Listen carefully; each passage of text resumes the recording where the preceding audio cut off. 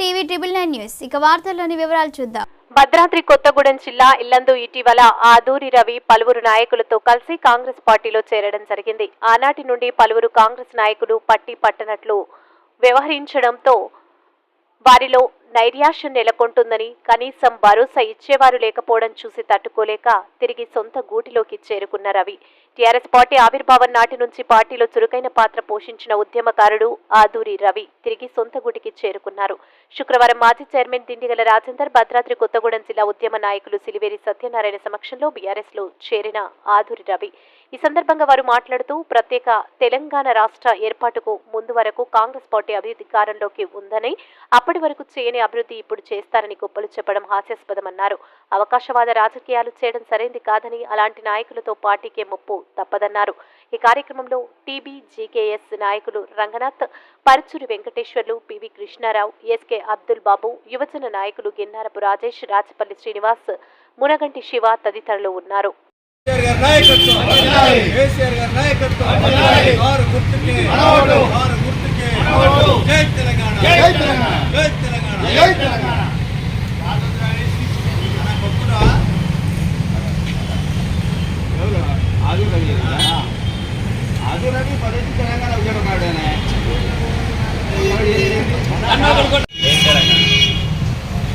నా పుట్టినిల్లికి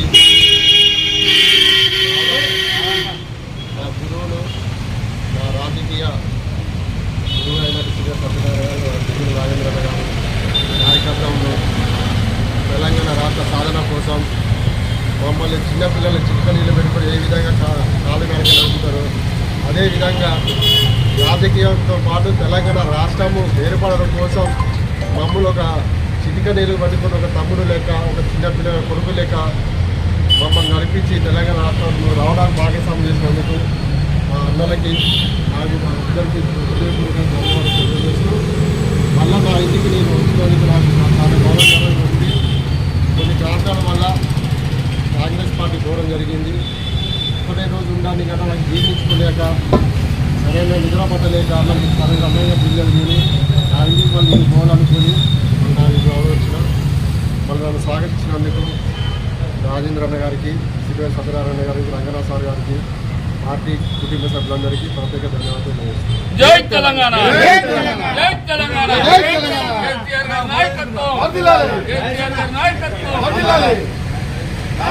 వార్తలు ఇంతటితో సమాప్తం. మళ్ళీ తిరిగి ప్రసారం అయ్యే టీవీ ట్రిబుల్ 9 న్యూస్ లో కలుద్దాం. అంతవరకు సెలవు.